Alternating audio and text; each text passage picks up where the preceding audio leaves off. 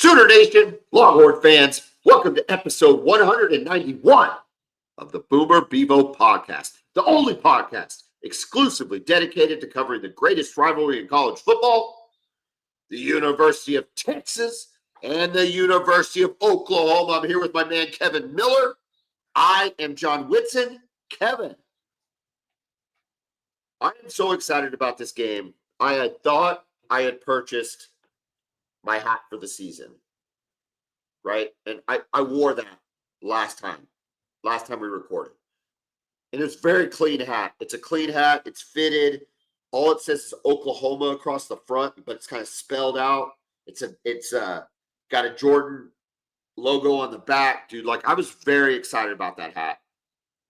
And then I go to Dick's Sporting Goods and I see the old school OU, and it hit me right here. What do they call it? The disco logo? That could be that's fine. That's fine. It hit me right here in the heart, and it said, "This is Michigan, and this doesn't happen every week. This doesn't happen every year. Yeah. This is the University of Michigan, and they're gonna bring it. And maybe it's because I saw what Underwood was doing, running around and throwing the ball, and dude looks like he's 6'8". The helmets, hail to the victors, the whole shebang, Kevin. The whole shebang is coming to Norman, Oklahoma. My wife, Alice, is texting me sightings of the Barstool Sports bus parked outside of like a Best Western off of I-35, which seems a little sketchy. But, I mean, this is what we're talking. Like, this is what we're talking. We are the center of college football, the center of the universe. And Texas and Ohio State was very close to that. Very close to that. Obviously, Lee Corso's last game, all of the things. I'm not necessarily comparing. I'm just saying there were some other games of note.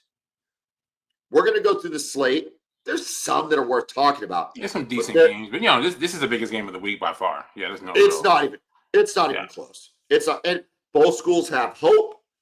Both schools have optimism. Both schools have reason to believe that their team can compete this year in their respective conferences. I don't know, man. I'm excited. I'm not going to lie, though. I'm getting more nervous the closer the game gets. I'm not getting less nervous. Now, let me ask you this. Have you seen movement on the line? I looked on DraftKings, and right now OU is -4.5. Okay. And now I had heard 6.5 on Monday. What have you heard? No. First of all, DraftKings has been very consistent at 4.5. Okay. DraftKings themselves has been very consistent. There hasn't been hardly any movement on DraftKings. Okay. I saw MGM Bet had us at 5.5. Okay. Either way, their ESPN Bet has 5.5 as well. Oh, ESPN has it 5.5. Yeah, they have their own sports book, ESPN Bet, and they have it at 5.5. Look, here's the thing that a lot of people are not talking about. Okay, and I get it. I understand the psyche of an Oklahoma fan better than most, or as good as most. We're snake bit from last year. Yeah. We are afraid to display optimism. We will not believe that this is a good product until it is demonstrated that this is a good product. Like, we're all drinking the Kool-Aid, and there's optimism and there's hope, but there's an underlying, I will not believe it until I see it. I refuse to let myself get hurt again, although we will. But you know what I mean, right? That's kind of where I'm at right now. Yeah. John Mateer led the country in pass yards on Saturday. Led the country. We didn't talk about it because we did the recap on Sunday. There were still games to be played. By the time all week one games were over, he had the most passing yards of any quarterback in the country. Yeah. And some of those teams played cupcakes, Kevin. Yes, we played Illinois State. Plenty of teams did. The Oregon quarterback played a cupcake. USC's quarterback played a cupcake.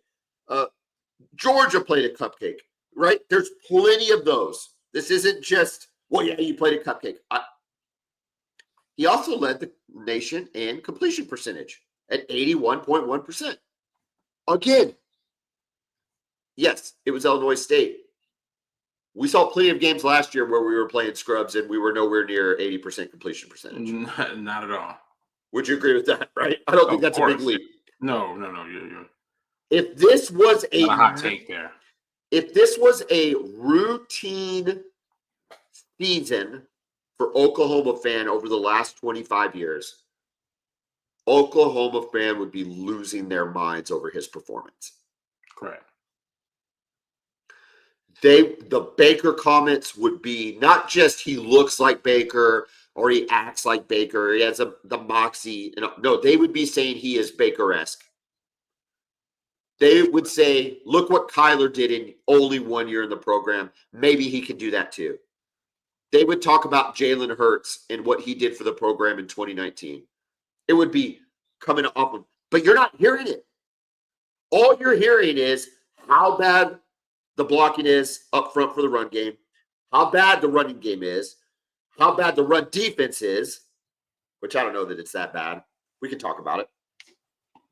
We'll know more. We'll know more Saturday night. But you see what I'm saying? Yeah, correct. You've been around more questions. Of course. You have more questions.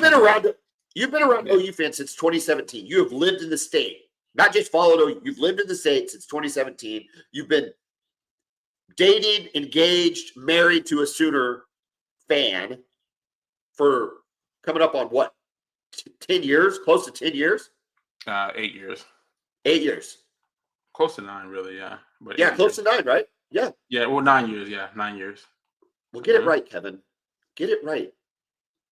Casey's going to listen to this, and she's going to be embarrassed that you didn't know. All I need to know is the date we got married, bro. That's what matters. Oh, dude, listen. I have been married. That's a relationship I dream of. Casey, you're a saint. Listen, my wife makes me remember every stupid anniversary date in the world. First date, first kiss, Valentine's Day. It's unbelievable. You would think we have been dating for 6 months. We've been married 21 years. Shout out to Alice. Attention to detail, man. Okay, back to my point. My point is, you've been around OU fan a lot. This is not new ground for you. Would you agree that we are a little shell-shocked from last year and not our normally cocky selves? Correct, yes. Going 6 and 7, 2 out of 3 years would do that to you. Trust me, I'm talking from experience here. Yes. So, look, here's what I want to do, because we're going to get into the numbers of this game. And don't worry, Texas fan, for those tuning in, we will talk plenty about Arch. There is plenty out there to talk about Arch. So if you need a fast forward, we'll tell you where the minutes are in the description. So I don't want to lose you. But you got to admit, Texas fan, this is a way better discussion point than San Jose State. I didn't make you listen to a lot of Illinois State last week. Anyway, that's neither here nor there. Okay, so we're going to talk about. But here's what I want to do, Kevin. I want to dive right in. And I want to look at it statistically. New Mexico had 75 new players on their roster. They've, for the last, since Brian Urlacher, been horrible. I can't even remember a good New Mexico team. Can you? And I don't know that they were that much better under Urlacher. Yeah, I don't even know how good they were with him. I just remember him. Shout out Grant Skinner. He played offensive line there during the Urlacher years. So I don't know that you can look. I think you can favorably compare Eastern Illinois. Whatever it was, Illinois State. I think you can favorably compare within reason. I'm not trying to make some big pronouncement, but reasonable common opponents. Would you agree? Disagree? It's different level, but probably. I know. I think it would be a competitive game if it would likely be a competitive game if they played each other. They were an FCS playoff team last year. Yeah. And they returned a couple of really good players. They're an FCS school. I'm not trying. I hear what you're saying. Okay. I'm just saying I think we can look at some stats and draw some insights. Okay. Let's do it. All right. Let's start with points per game. OU put up 35. Michigan put up 34. Very similar output. Here's where it gets a little interesting on the quarterbacks. Let's just compare it because Bryce Underwood, right? Yes. Making his first collegiate start at home in Ann Arbor. 21 of 31, 251 yards, 67% completion, and a touchdown. Interestingly enough, though, he only had 2 rushes for -5 yards. I'm assuming one of those was a sack, maybe both were. I just because so many quarterbacks are dual threat these days, I had him pegged for a little bit of a dual threat quarterback. Is he or is he not? He can run, but he's more of a pocket passer. Okay, so not And dual doesn't threat. have a lot of no, he's a dual threat, but he just prefers to play in the pocket. I think Michigan will prefer him to. If anything, we'll learn more about his dual threat abilities this weekend. Okay. So I thought that was an interesting nugget, though. It's like, because I'm thinking and we're going to get to Oklahoma's defense, but when they go, it's always that accounting for an extra runner. So if you're Brent Venables, Kevin, are you accounting for an extra runner with Bryce Underwood? No, not until he shows he can do it. Okay. So you're game planning for drop back, play action. Let me. I would game plan for it, but only it's like we're only going to go to this if he starts to run. Does that make sense? You game plan for it, but I'm not calling it until he shows it. Okay. So I'm more concerned with trying to confuse him because he likes to throw the football. That's what he's trying to do. And my game plan is to confuse the heck out of him with exotic blitzes, simulated pressures, and disguising coverages. Okay, perfect. Okay, on Oklahoma's side of the field, John Mateer, again, leading passer in the country. I think it has to be said that way because I don't know how many more times we can, we'll be able to say it. So I'm going to say it this week. 30 of 37, 392 yards, 81% completion percentage, 3 touchdowns, 1 not very good interception. In addition, 7 rushes for 24 yards. I think he had a sack. I think he got sacked maybe once. Yeah. But a rushing touchdown, 3.4 yards a carry, and a rushing touchdown. We know he's a dual threat quarterback. Absolutely.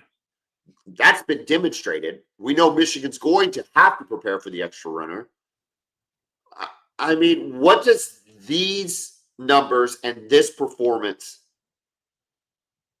what do these lead you to think is going to, how do you think he's going to perform against Michigan when this is the evidence you have so far? Well, I mean, it shows he's got the talent and the ability, right? Just to even do this against bad competition. Whereas last year, even against the worst teams on your schedule, your passing game never looked really like there was any type of rhythm.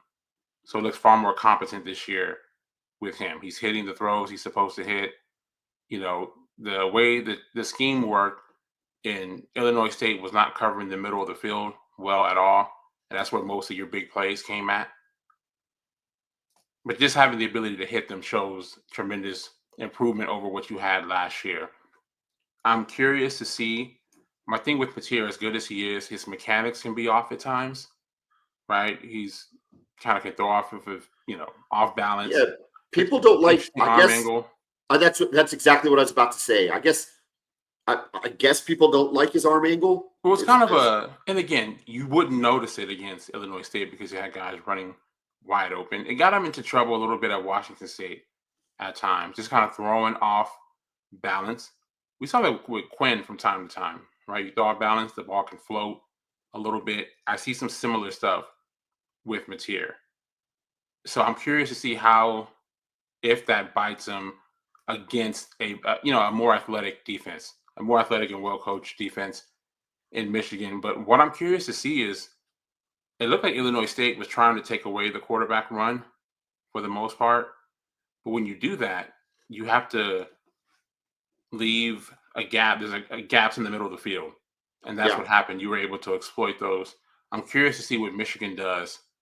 Do they try to cover those gaps and maybe give up some yards running the football, kind of like what Ohio State did against Texas last week. They're willing to play a light box because they wanted to play coverage. That was their real game plan. Hey, we'll give up some runs, even if they get into the red zone, we buckle down in the red zone. Same thing they did last year, not just against Texas, they did against everybody. They had goal line stands all year. Ohio State did. So that was their game plan. I'm curious to see if Michigan does something similar. Hey, we're gonna play coverage. Yeah, make them see, because I I think if you put a spy on him, it's wasted, right? I is my guess. Because I feel like you may have to spy him though. Yeah, I know, but He can run. But the minute you spy him, you're taking somebody either out of the box. I mean, I guess they're kind of in the box, but not really. You know, they're not rushing. They're not putting pressure. And then you're taking somebody out of coverage for sure. You are.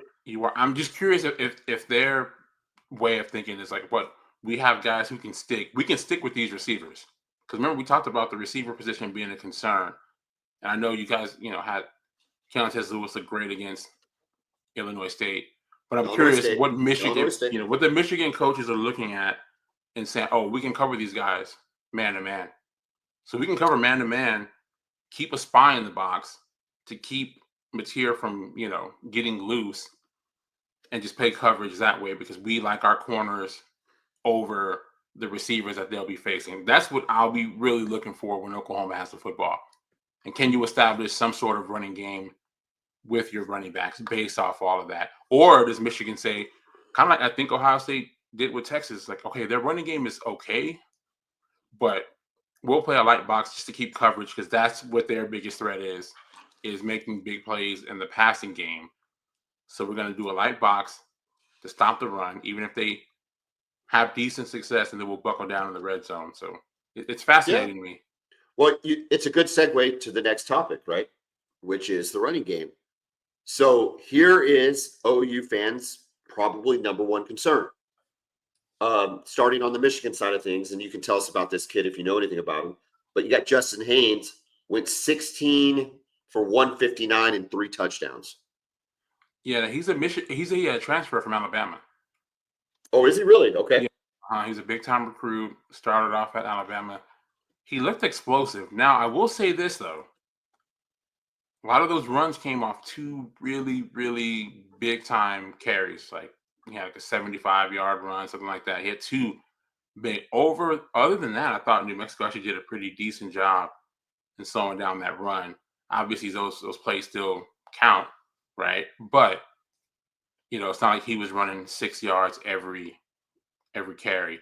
But the production's still there, and they kind of struggled running the football last year compared to what we're used to seeing from Michigan. So I'm sure their fans are excited about those numbers and seeing how they can develop the run game just to take pressure off their young quarterback.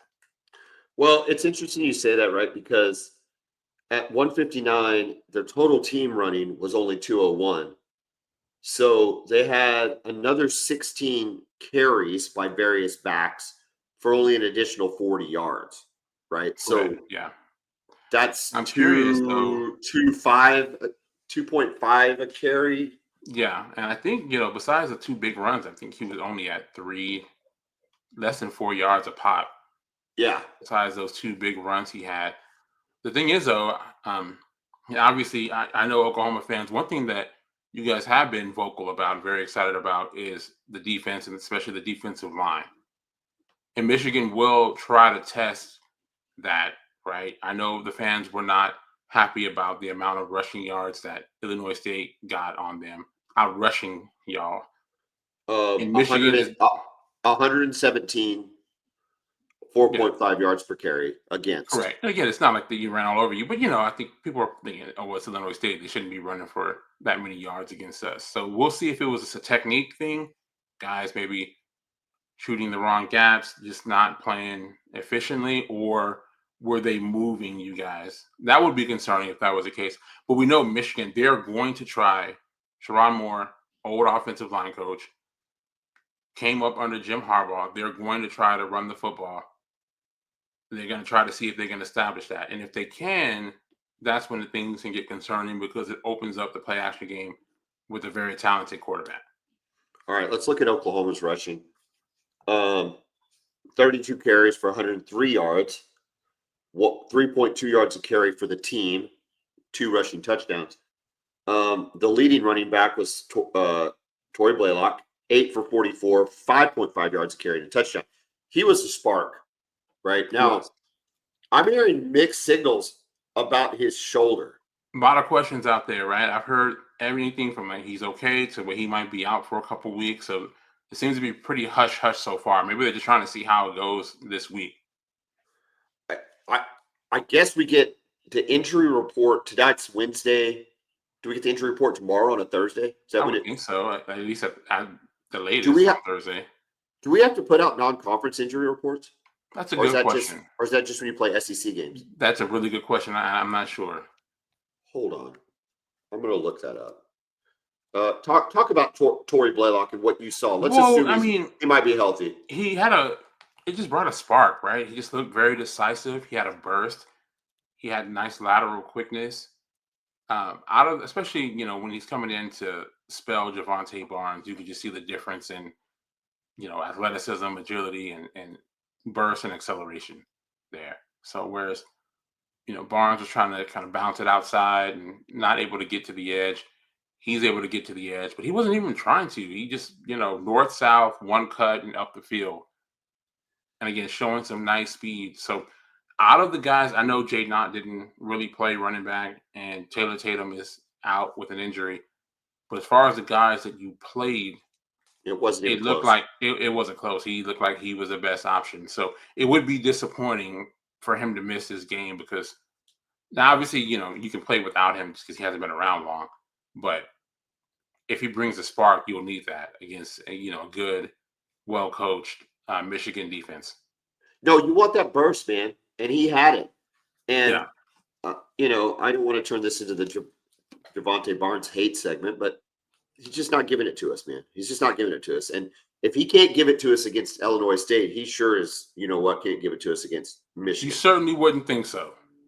I have challenged every fan friend that I've talked to this week to dig deep, deep, deep down into the last 4 years of OU, or, last 3 years plus a game of OU football, and ask them if they can remember a time where he broke a tackle and got additional yards. Yeah. And routinely the answer is, I cannot even think of a single play. And in that Florida State game, or was that Sacha? No, I think it was more that bowl game. I think it was more Sacha. Okay. I think it was more Sacha. Now we can look back at the stats. Maybe I'm wrong there. It doesn't matter. That's it's a I'm just curious. You asked. No, we were excited though. God, we were excited. I was at the top of the list, but I've been disappointed since. But you think about him. He's not good running through trash, as they say. Yeah. But he's also not good at finding space. That's an incredibly bad combination. Now, I spoke to a OU insider last night. Okay, legit OU insider. And he hosts a podcast in addition to other duties involving Oklahoma football. So it's legit. And his rationale for Javonte Barnes' performance over the years is that he's in the wrong system. Okay. That the type of system we run for our running backs is not conducive to what he runs. That he would be better in a Michigan-like system. Do you concur with that? Oh, 100%. Yeah. Now, I don't know how good he would be in that, but I know he'd be better off than playing out of a spread shotgun base. I like him under center. I'm sure he'd like to be 7 yards behind the tailback, the I formation or something like that. Okay. I have no reason not to agree with him, this person. My only counter argument to him was, okay, but if you know he doesn't fit the system, and everybody else knows he doesn't fit the system, what are we even doing? Yeah. You see what I'm getting? Yeah, I do. We can blame. Why is he out there? We can blame the system for his poor performance, yet he still has poor performances, right? So it's like, oh, maybe he's the best running back in college, but if it doesn't fit, it doesn't fit. Yeah. Anyway, Okay, we got to talk Jaden Ott. It's one of the weirdest things I've ever seen, and we talked about it in the post game recap. But to play for one play in the fourth quarter, get negative 3 yards, it's just like the dumbest thing. And to confirm, he was on kickoff returns, like you had talked about. But it's just weird, man. I've never seen anything like that at OU, and I don't know that I've seen anything like that really anywhere. Yeah, is it just him coming off the injury? And again, if he's got the injury, then why is he out there potentially returning kicks? Even if he has a fair catch, unless they had him on a fair catch deal every time, which is still weird. Okay, it's weird. So you're up 28-3 against a team that you're not going to lose to, and you're worried about injuries, and you put him out there? It's really odd. There's just and I can't make sense of it at all. I don't know if anybody can. Without knowing the truth, there's simply no rationale for it. That's all I'm getting. Maybe I don't know what that truth could be that would make it make sense, but it doesn't make sense. Okay, so that's it. All right, let's put a bow on that. Let's hope we never see that again. I think we all agree he's our starting running back against Michigan. Yeah. Yeah, if he's healthy, absolutely. Okay. Is he the kind of dude that could be a difference maker against the Michigan defense? If he's healthy, yes.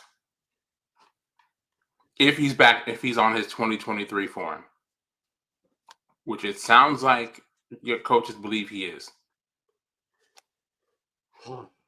It's such a mystery, and it's so weird. And so you've got the rushing yards allowed, and you've got this just incredible uncertainty in our own rush game, which I think is creating the bulk of the anxiety for OU fan. Correct. Yeah, I mean, just everything works better if you can run the football. All right, let's look at the passing game real quick. We know Michigan threw for 251 yards. Their number one receiver was tight end Marlon Klein, 6 for 93 and a touchdown, followed up by Channing Goodwin, who had 2 catches for 49 yards. I don't know that anybody thinks Michigan has the next CeeDee Lamb or Xavier Worthy on their team, but they're going to be talented, right? They have talent, but we just haven't seen them scheme-wise be able to get their guys the football.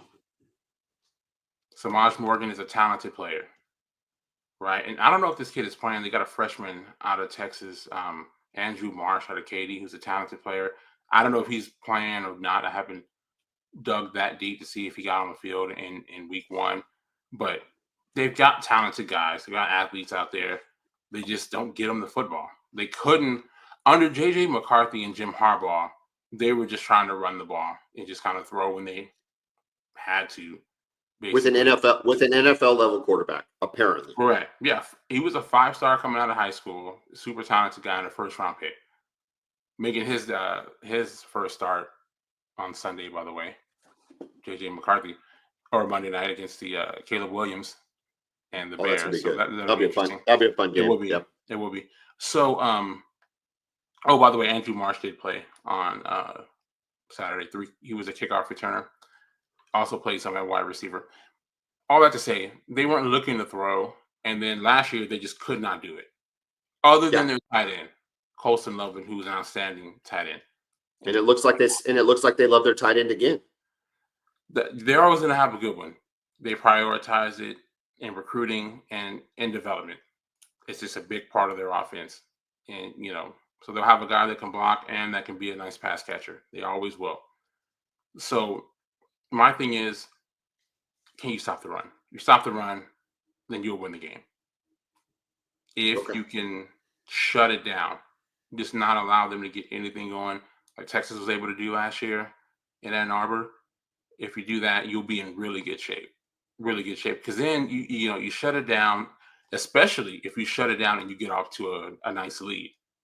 You can get up 10, 14-0, 17-0 to where they have to start throwing it around. That's when you can start to tee off on a freshman quarterback and just show him all sorts of looks that he's never seen before. Like Ohio State did with Arch. Well, I agree. I think for us, we gave up. What did I have on rushing on pass? We gave up 34 yards passing. It's Illinois State. Yeah, Illinois State. They had a I receiver, the All-American kid. He was dropping passes all over the place. yeah. I saw at least 2 or 3 drops from him on potential first down catches. So yeah, no It's hard. idea about the pass defense. I don't know about your secondary. I mean, I know you had a corner starting out there. Yeah, Willie Cortland Gilroy, who looked pretty good, but He again, did. it's hard to know, right? Correct. But they did attack him. They did attack him, like you Yes. talked about earlier in previous episodes. You talked about the fact that they're going to come after the inexperienced corner. They're going to make you prove that he can defend. I mean, at least test one passed. I think we can say. Correct. I mean, yeah, you play who's on the schedule, and you go against the guys who are out there for that team. So more of a test this week, but again, it's going to be about the run. But what I want to see is, are you guys going to be over aggressive? Are you going to be flying to the run and potentially biting on play action fakes, leaving the middle of the field open on either RPOs or just regular play action passes? Because those can lead to big plays. Because they do have athletes out there. We just haven't, like I said, haven't seen them be able to get the ball. But it feels like they have a guy who can get them the ball now. Well, that's typically Oklahoma's problem under a BV defense, is getting too aggressive. Yeah. So I agree with you. Disciplined aggression, right? Or aggressive discipline, whichever way you want to go with. I don't know, man. I'm excited about this game. I'm excited about what it can do to define Oklahoma as a team this year.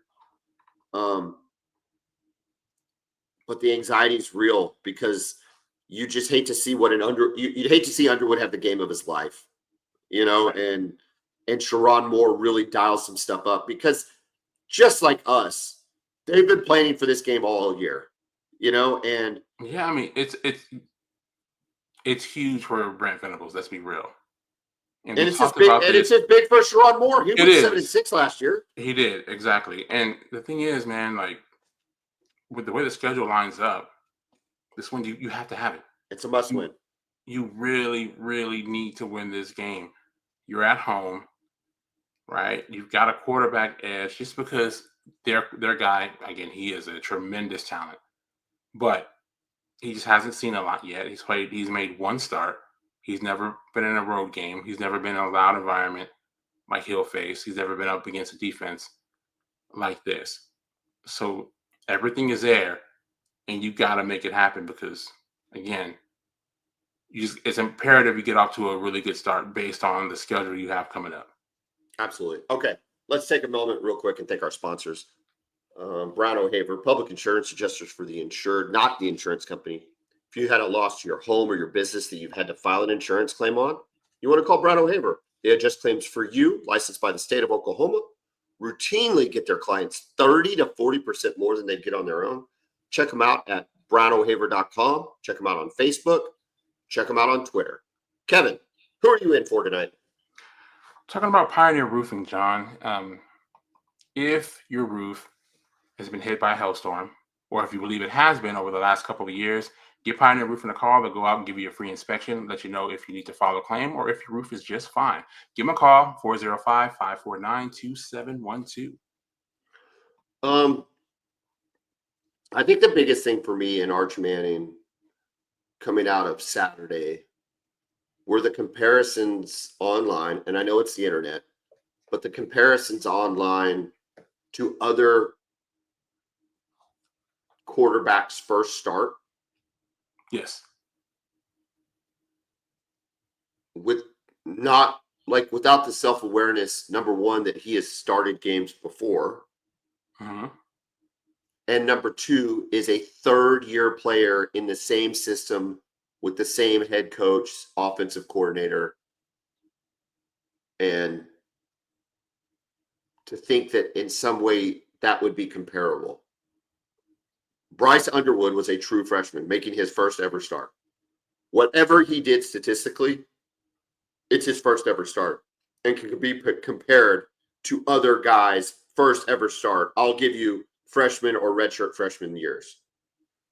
But when you're a redshirt sophomore and you've been in the system 3 years and you've started games before and had playing time before, and then you've been the man, you weren't even in a quarterback battle, you're getting 80 to 90% of the snaps.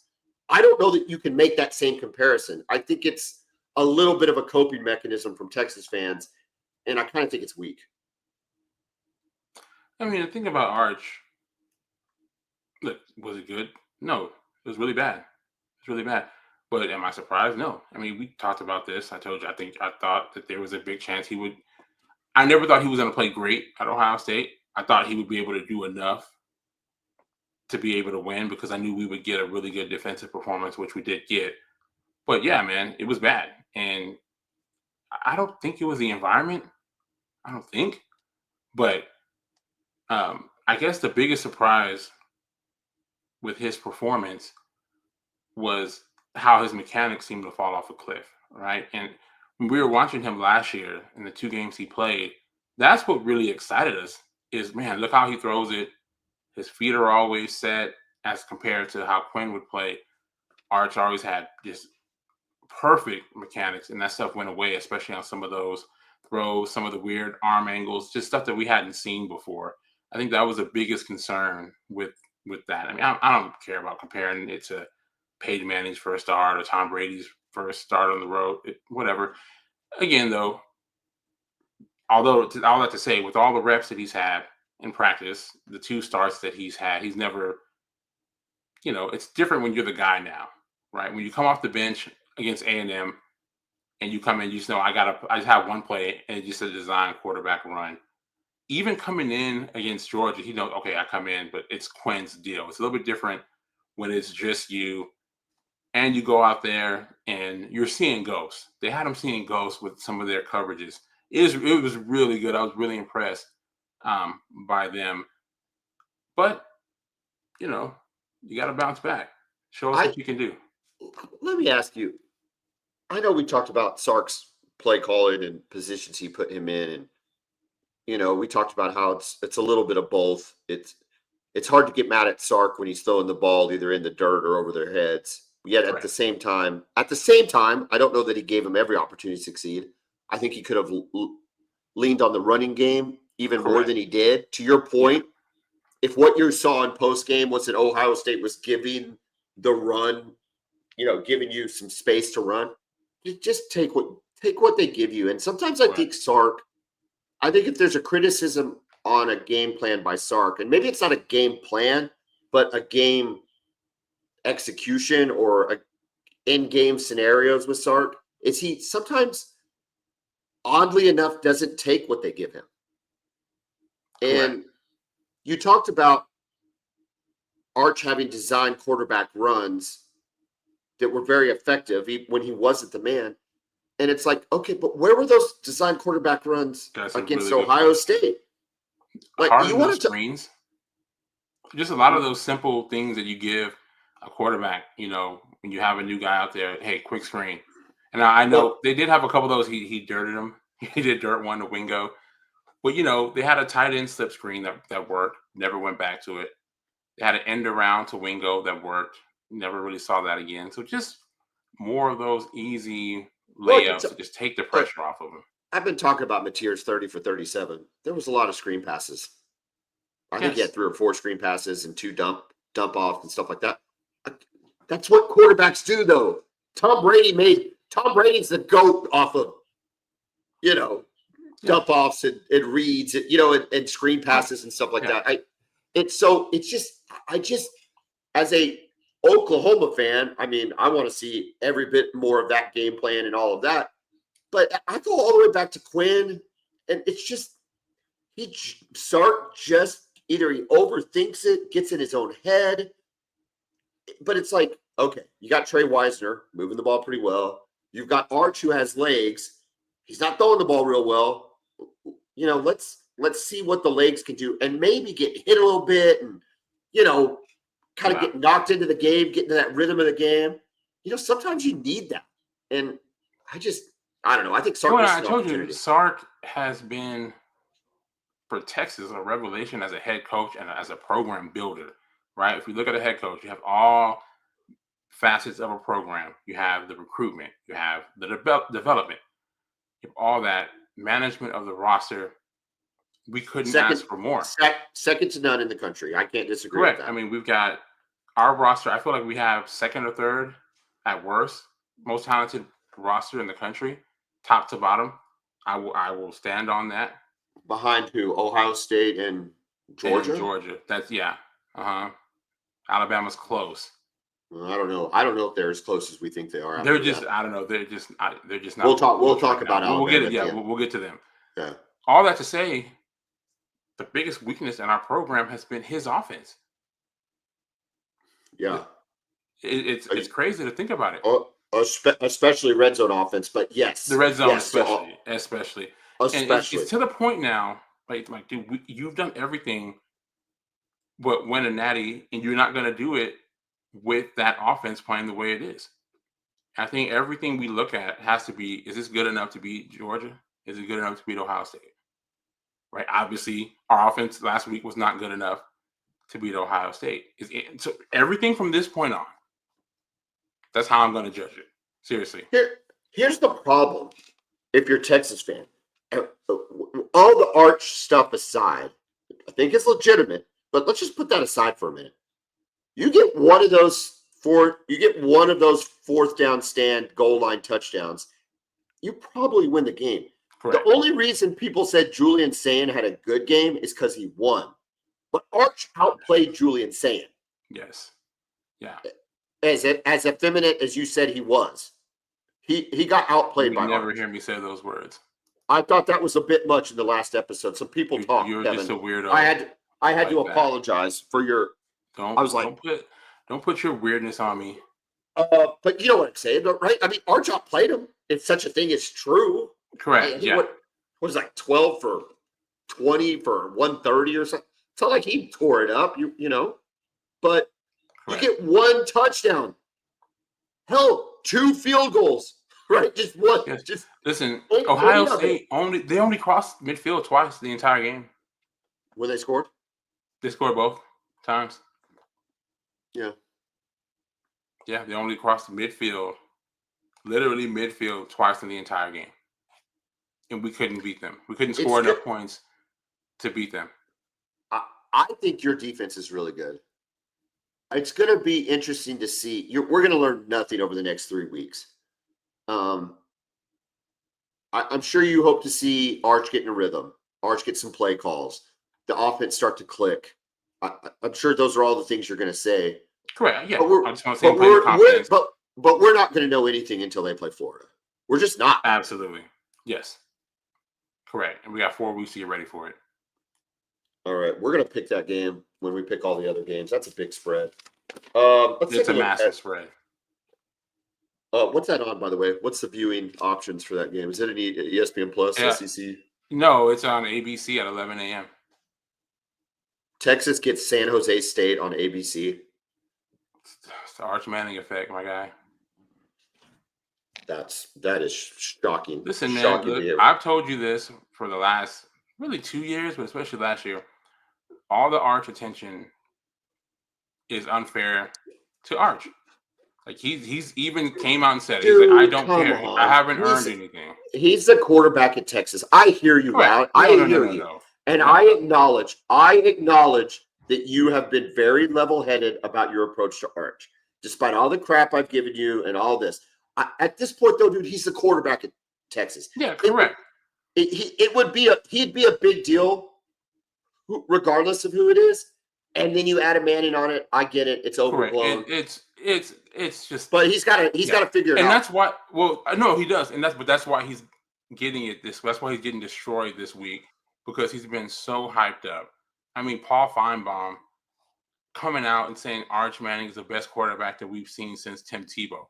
Well, where are you getting this from? Obviously, he's not a serious person, but people take this stuff to heart. You know, I don't because I'm like, okay, dude, like, but. It's dumb. Anyway, ABC, San Jose State. Let's make 11 something a.m. happen. And I need some turnovers from the defense too. Those y'all are. I need some picks. All right, Sack let's fumbles. go. Let's do a quick run through the top 25 games and SEC games. Ranked match. No, it's not a ranked matchup, but two undefeateds. Interstate rivalry. It's just always an interesting game. It's usually very ugly, and it's Iowa State finds a way to lose it every year. But maybe this is the year. Iowa at Iowa State. Iowa State is a 3-point favorite. Rocco Bet at quarterback. They're averaging. They played 2 games so far. They're averaging 49 points per game. Iowa rushed for 310 yards against Albany. Xavier Williams had 122. Does Iowa have enough of a running game to beat Iowa State? No, I don't think so. I think Iowa State gets it done. I like the way they look. I watched the game against K-State in week 0, and yeah, I was impressed with their offense. I think they get it done. This is a potential pick'em game. We'll come back at the end and pick our 5 games. Illinois at Duke. Duke's +3. Illinois is number 11.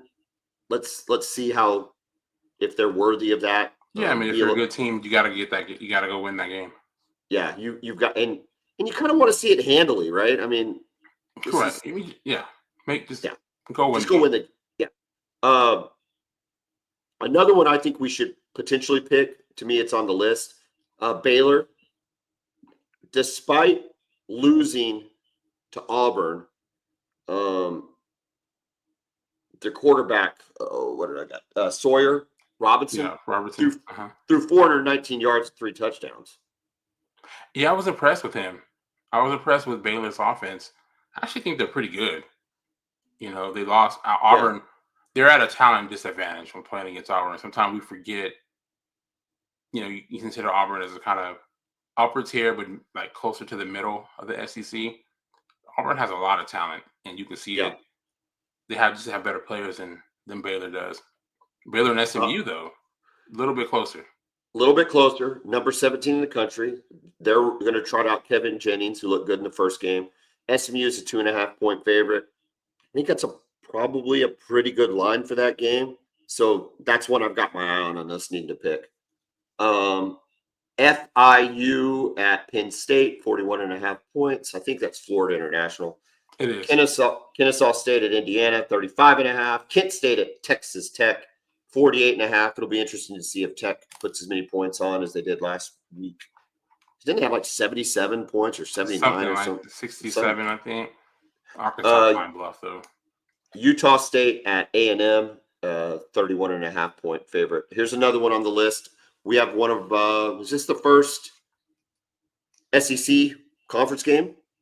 I believe so, yeah. Number 20 Ole Miss at Kentucky. Kentucky's a 10-point dog. You're looking at Austin Simmons versus Zach Calzada. Kevin, can you name the 3 teams that Zach Calzada has been on before joining Kentucky? Okay, Texas A&M. Check. Oh, man. I can give you clues when you're ready. Yeah, let's go for it. We just got done talking about this team, although they're not in a game that we talked about. Was it UTSA or? No. Just recently, just in this last 2 minutes, we mentioned this team having a lot of talent, even though they're a mid-range SEC team. Oh, was it Auburn? Auburn. Now you want a clue on the last one? Yeah. Not UTSA, not Trinity, but. Oh, was he at Incarnate Word? Incarnate Word. Wow. Isn't that crazy? What a journey. So I don't know what that means. I think Ole Miss wins, but Kentucky can muddy this game up. Yeah, you don't want to get caught lacking going out there to Lexington. We've seen it before. There could be a scenario where Kentucky wins by 1, loses by 1, or loses by 30. Correct. Those are the 3 scenarios I think we have to deal with here. I'm curious to see. They had some talent last year that they lost. Surprisingly, Deion Walker, the defensive tackle, and then Malik Harrison, the corner, first-round pick. Guy ran a 4.2 at the combine. He's with Buffalo now. So we'll see if they have anybody like that because you need those kind of guys to get an upset. They also lost Barry Brown, their talented receiver, to the transfer portal. So we'll see what old Coach Stoops has up there. He better have some wins because I bet we talked about this. I bet they don't love him flirting with A&M and then coming back and rolling out a 5-7 season or whatever they rolled out last year. Yeah. Oklahoma State is at Oregon, number 6 Oregon. Oregon's a 28.5-point favorite. Mike Gundy claiming that they might cover up the Nike swooshes because they don't want to give Oregon any more money. Claiming that Oregon has a $40 million salary and Oklahoma State probably only has a $7 million salary. Basically, he's being a whiny little bee. It's classic Gundy, but in this case, I don't think any of his grumbling or belly aching is going to get them anywhere close to a win on Saturday. Nah, man, just too much of a difference in talent. Some of those Gundy teams might have been able to go up there and at least make it interesting. I just don't see that type of talent with this team. I understand that the money is an issue. And maybe it is. And probably it is. It is. And when you have to go compete against a team like Oregon, Oklahoma, anybody in the SEC, anybody in the Big Ten, you're going to be at a financial discrepancy, which is one of the big reasons Oklahoma and Texas left the Big 12, because we needed to get on par with those big boys. Correct. And that's fine as it relates to this specific game against Oregon. Like that's great. I agree with you, Coach Gundy. However, it's no excuse for going winless in the Big 12 last year. Correct. With Ollie Gordon. You're not on separate footing with Iowa State, Kansas State. I guess maybe Tech now, whatever. Houston, BYU, Cincinnati, TCU, Cincinnati, West Virginia. You're just Florida. not. Yeah. You're not. No. There's 4 wins in there. I mean, correct.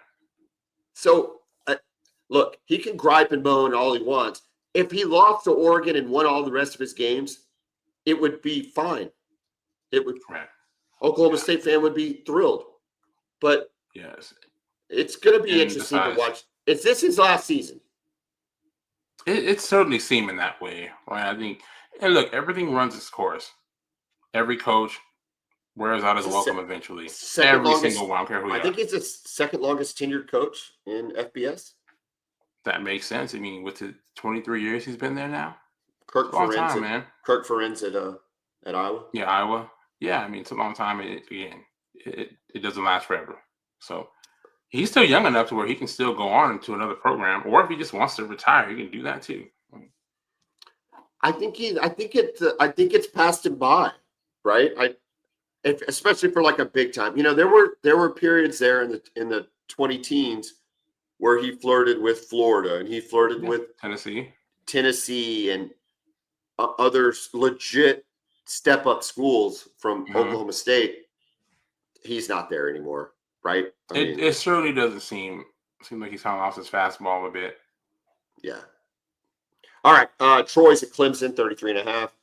South Florida at Florida. Florida's a 17.5-point favorite. You like this though? So South Florida. Well, I thought it was interesting. We both like Boise as our group of 5. I mean, they got beat down at South Florida last week. So I'm just curious. Obviously, they're going to be very confident going into that game against Florida. Will it matter? I don't know. Florida has a lot of talent.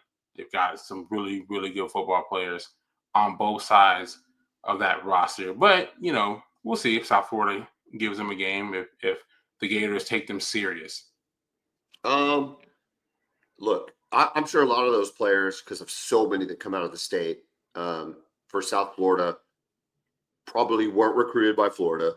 They can probably put that chip on their shoulder. And I don't even know who the coach is at South Florida, but if he can get that chip to last into the third quarter, then they have a chance. Yeah, and they force a couple turnovers, away, a couple fumbles, get a touchdown, punt return, kickoff return, something that just kind of keeps things. They'll have a chance if they get down early. I don't. The chip seems to fall off pretty quick when you're down 17-0. Correct. This is an interesting one only because it's a Big 12 SEC matchup. Number 12 ASU at Mississippi State. ASU has been practicing to the sound of cowbells all week, which just seems annoying as can be. Anyway, ASU loses to Mississippi State. Oh, by the way, it's a 6.5. Mississippi State's 6.5 point dog. 6.5. 6.5. That's actually closer than I thought. That's interesting. Okay. I started. We can come back to it. Louisiana Tech at LSU, 37.5. ULM at Bama, 36.5. Let's talk Bama just. Yes, please. Let's get into it. Okay. I had a real long conversation with a longtime listener of the Boomer Bevo podcast about an hour before recording this. He helped me flesh out my thoughts on Alabama. I think there's been a change of culture at Alabama. I think that there's been I think what happens is nobody can be Saban. We know this. No. Nobody can be Saban. And nobody can have that intensity level that Saban has. So whoever the coach that was going to follow Saban came in thinking they had to do things their way, right?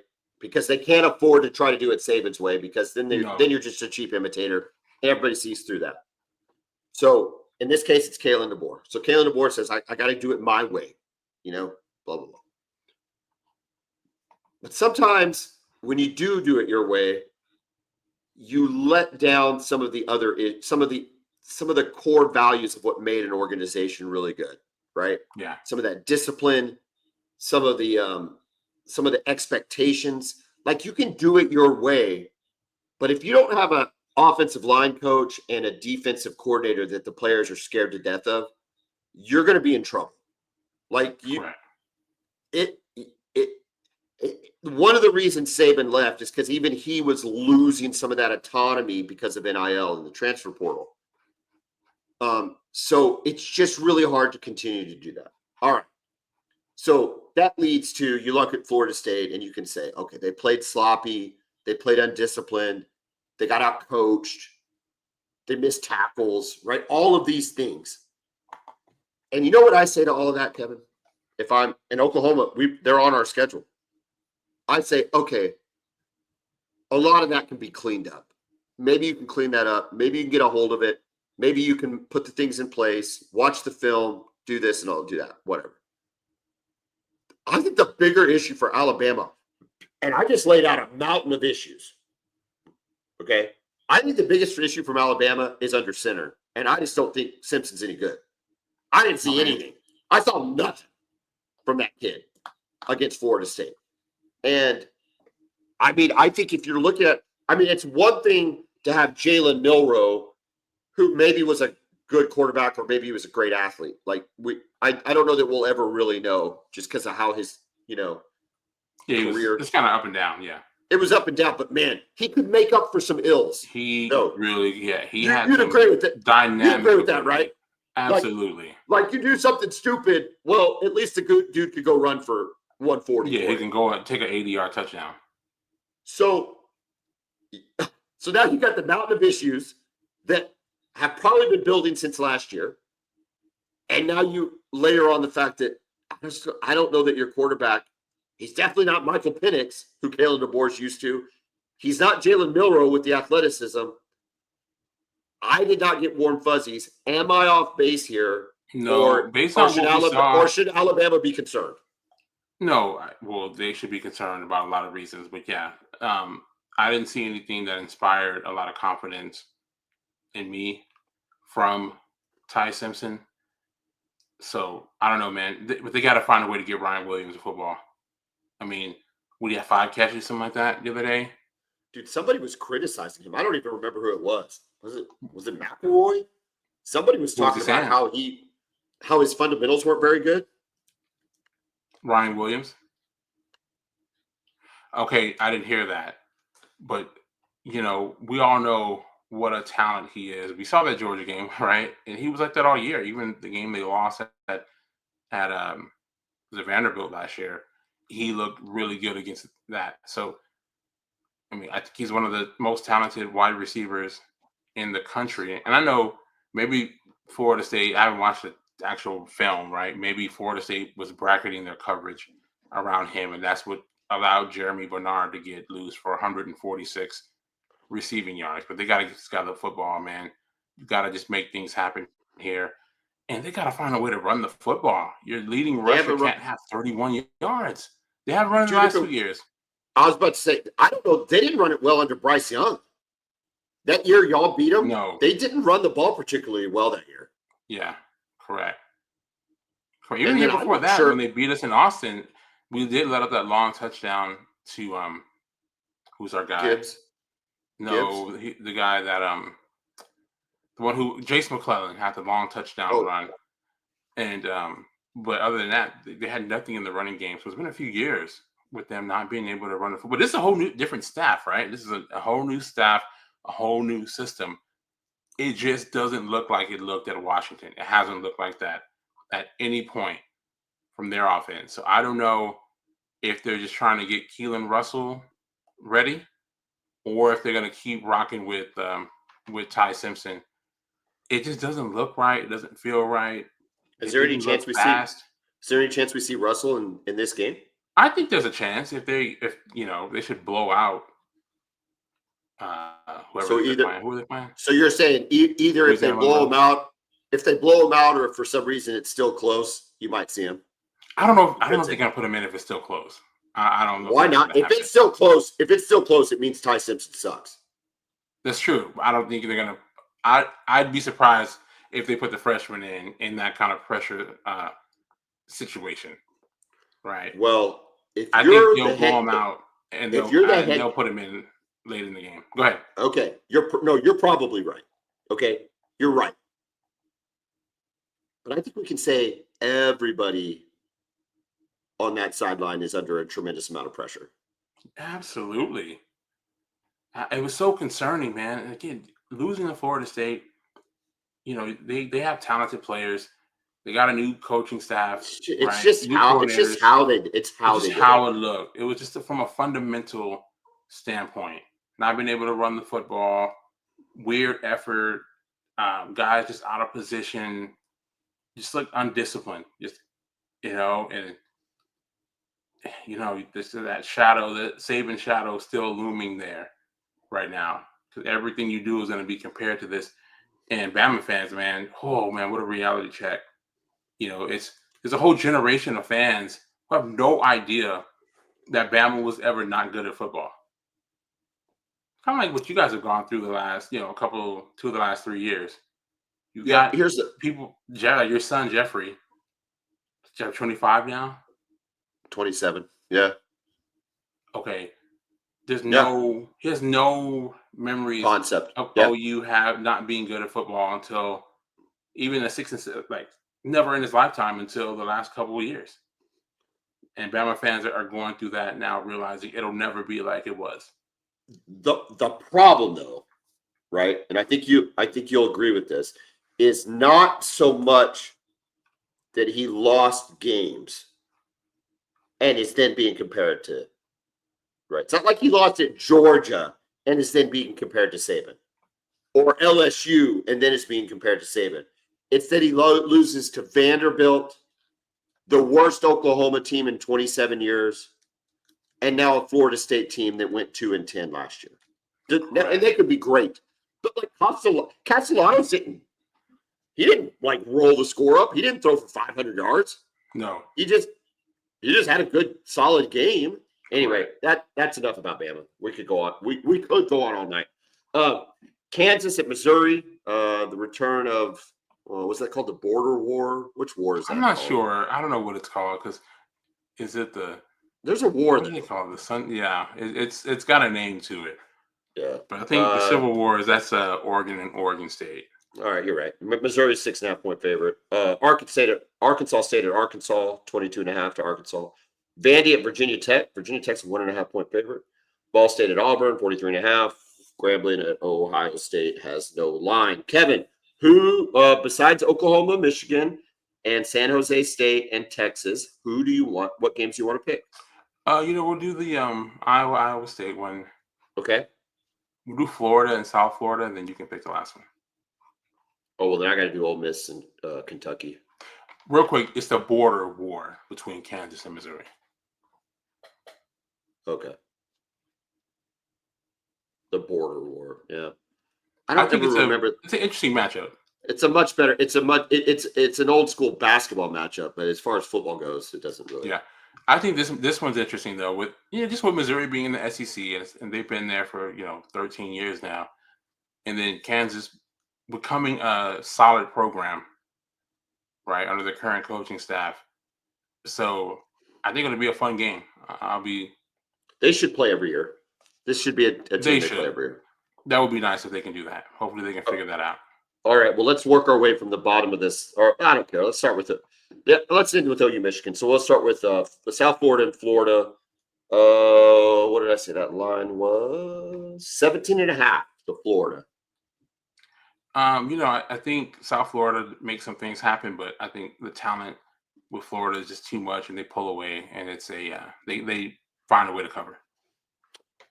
I'm going to go opposite of you, only because we all went the same last week and we went 0-10. So I have to at least mix up one pick.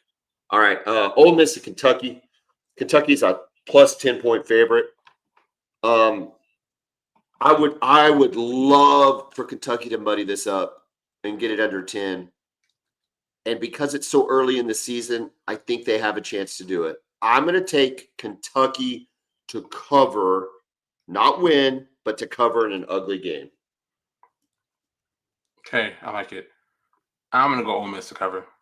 Okay. I think they're going to run the ball and just kind of – it's not going to be one of those typical where they throw it all over the yard. I think they're going to run the ball well. What we are guaranteeing here, Kevin, is at least some points on the board for this podcast. Correct. Because 0-10 was ugly last week. All right. Iowa State, Kevin. Iowa State's -3. Rocco Becht. I like Iowa State. I like Rocco Becht. I like their receivers, what I saw from them in their first game. So, yeah, I think they get the job done. I think with our guy, Campbell, I think he gets it done. I got Iowa State. San Jose State and Texas. I think he wants to get Arch in a rhythm. I think he's willing to, not play this so vanilla. I think he wants to calm the fan base down a little bit. I think he wants to show out. I think Texas covers. I actually agree. Normally, I wouldn't, especially if they would have won last week at Ohio State. I would have gone with San Jose State to cover this one, but I think that team's going to be a little bit anxious to get out there and get after him. So, yeah, I think Texas covers. Battle of the Blue Bloods, Oklahoma and Michigan. Boomer Sooner versus Hail to the Victors. I think OU has more Heisman winners since 2008 than Michigan has in their entire existence, which I found to be an interesting stat. But Michigan's a blue blood, man. They're coming off they're 1 year removed from a national championship. Sherrod Moore demonstrated his coaching chops in a national championship race where he had to head coach 3 or 4 games, and 2 out of 3 of those games were against Ohio State and Penn State. He's going to know what to do and to get his guys ready. He will not be overlooking Oklahoma. He knows what it's like to play at Gaylord Memorial Stadium. So I'm going to pick Michigan to cover, OU to win. Michigan to cover, OU to win. I would put the score at 27-23. Okay. I have it similarly, but I actually think OU covers the spread. I have it like 27-20, something like that. Okay. I like it. Hey, I'll take either one. Kevin, I'll take either one. Just win the game. Just win the game. All right. Hey, we have some we get to talk about some NFL. Normally we save NFL talk for Sunday morning because we kind of talk about some of the games that are on the slate, but there's 2 pretty decent games to open the season. Tomorrow night, Cowboys, Eagles. Friday night, Chiefs, Chargers in Brazil. I still think these overseas games are weird. if I was a fan of those teams, I would hate that my team had to play an overseas game or losing in a home this. game. It just Especially. it seems so weird. But all that to be said, that's happening. Let's talk though, Cowboys, Eagles. We haven't talked a lot of what's going on with the Cowboys. Micah Parsons. Did I hear he's hurt? Yeah, I heard he may have to have an injection in his back to be able to play week 1. Did Jerry know this? There's no way he knew this, right? I don't know. I mean, they knew he was saying that he had a back injury, and that's why he wasn't practicing and stuff. I think a lot of people thought it was just because of him being upset with his contract situation, but turns out the back injury was legit, and maybe that's part of the reason why they didn't want to pay him all that. It's concerning, though, right? If you're the Packers.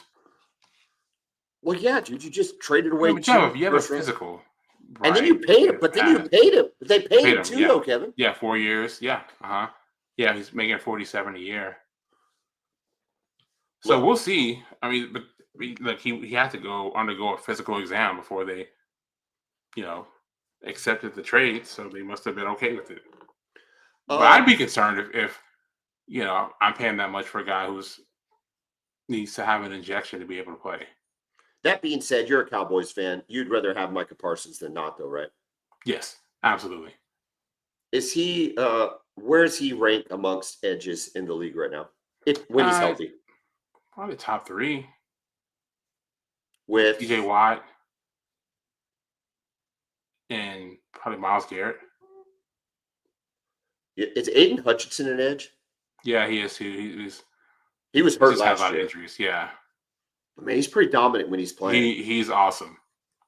Michigan guy. There's a Michigan man for you. I don't know. What's your we're not going to pick the record. I don't feel good about the Cowboys this year. What's your thought? Nothing. You just don't. You're just writing them off. No, I am. Yeah. Who knows? Maybe they'll surprise with less pressure on them, losing a player like Micah Parsons, best player on their team. Besides CeeDee Lamb. So I don't have high hopes. Right? I don't trust them at all, but I mean, we'll see. We'll see. Maybe they'll put up some numbers and maybe they'll surprise some people. I'm trying to remember. The Cowboys season was such a bust that I don't even remember watching very many of their games. Did Dak get hurt last year? Am I remembering that right? I think so. He's had a lot of injuries. So you know what I'm saying? Like I can't remember if he got hurt or just everybody else was hurt or they just weren't very good. The Cowboys are just such a pain in the butt organization, aren't they? Yeah, it's just like I just consider them a entertainment source now. I don't care if they win. It's like them losing games does not affect my day anymore. Like it once did. 8 games, yeah, for Dak last year. Okay, that's what I thought. I was flipping through Netflix, waiting on Alice to come and finish a show we're watching. And the Dallas Cowboys came up, America's team. Yeah. And I just clicked on. So all I got was like the first 7 or 8 minutes. It just reminds you though of just in those 7 or 8 minutes, how freaking good they were in the early 90s. Like they were as good a football team, over a period of time as almost anybody in the league has been. And it's just a shame. It's a shame that they have never been able to replicate or even get close to that level. Not even close. Yeah. Not even close. Think about this, John. They haven't been to the NFC Championship game since 95. Think about that. 95. That's unbelievable. They haven't even been to the NFC Championship game. It's you can't even comprehend that. How does that happen? Seriously. Especially because they're not short of money. No. They're not short of a market. They've had marquee players. Yes.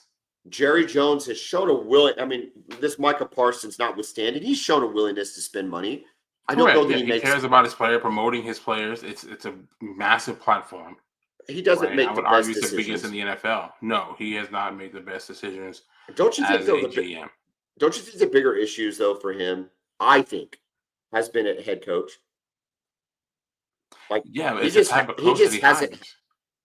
We had Parcells, but even he didn't work out. Yeah, and it was old Parcells, towards the end of it, right? His Yeah, best years clearly were behind him.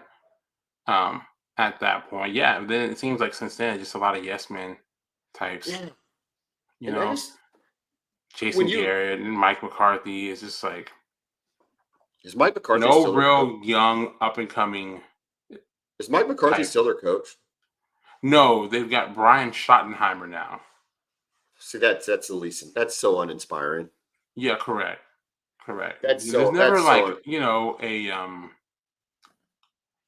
like the guy from the Vikings, or Leslie Fra or or who's that guy? Raheem Morris at or the guy or like the guy out at Los Angeles Rams. What's his name? correct, yeah, Sean McVay. There's never anything Yeah, like that. Yeah, there's never any kind of it's young, you know, hot shot. aggressive, Correct. willing to work 90, Yeah, one of 100 those hours a guys. week to just Mm-mm. and it's Yeah, funny because you mentioned that, and when you watch this America's team and you see kind of the preview and they're setting the stage, and it's Jimmy Johnson, who was not an old guy at the time. He was a younger coach, yeah, um, but he was working 100 hours a week, and he was as good as they got. correct. And look, I Barry's nobody can take away Barry's Super Bowl ring. Correct. Okay, you cannot Exactly. take it away. No. Plenty of guys would have screwed that up. Um, you can't take it away. But I think we can agree a lot of that was off the back of Jimmy Johnson and Yeah, what he the had done and culture what and he had done. everything was Yeah, established there. yeah. Yeah. I don't think there's any doubt. I mean, look, all Barry did was lose in the NFC championship game and then win a Super Bowl the following year, like in 2 Correct. years. So Yes. again, he did his job. But man, since then, it was so bad. Dave Campo, Yeah. um, just awful names. I don't know. It's just been and they Yeah. never went and got what's his name out of like why did they never go get the guy out of at the time New Orleans, Sean Payton? Like why didn't they ever go get I Sean have Payton? no They talked idea. about Sean Payton for years and they Yeah. just never wanted to pull the Never got trigger. him. And Never got him. he would have said yes. He You know he would absolutely have. would have. And he's been available for years. He's after he left New Orleans, he's working for Fox. And now he's with the Broncos and they look like they're about to have a great season. But I just wonder if he Yep. doesn't want someone that can, kind of challenge him, that could Bo Nix is a more nice more story. famous than he is. It's awful. For those who It don't is. know, the cheerleaders did get a raise. The cheerleaders got a 400% raise this year. So good It's for great. them. Good for them. Yeah. It's like $1 billion organization. I think you could pay them a livable wage. That's just me.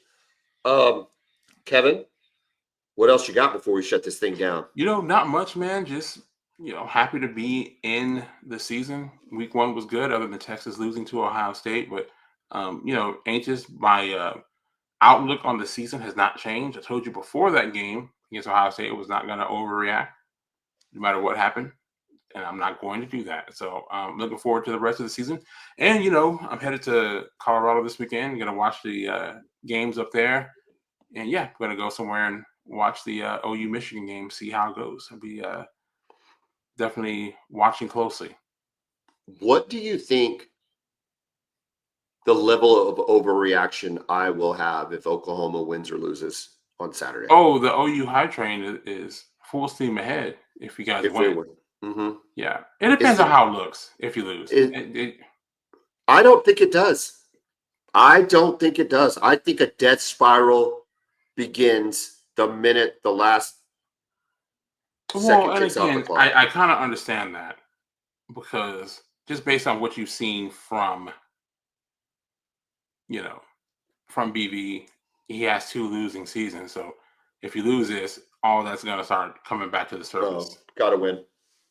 Look, I think I know we broke this whole game down, but whatever. I'm going to talk about it. Just one more because we all get to play Michigan every week. Just really quick. I didn't ask this question. I meant to ask it. Who has a better roster? Oh, OU does. Then we need to win the game. We need to I win the think you games. do. I don't think they're recruiting. I think it's similar, but But I think we've top to capitalized on bottom. we capitalized on some transfers. Correct. Yeah, their development, they do a really good job with player development, but their recruiting classes, from what I know, are typically not top 5 or top 10 even. Yeah. All right. Kevin, You got to get it done, man. got to win it. Hey, dude, have a great evening. Greg Westreek, safe travels to Colorado. Enjoy time with the family. Boomer. Hook 'em.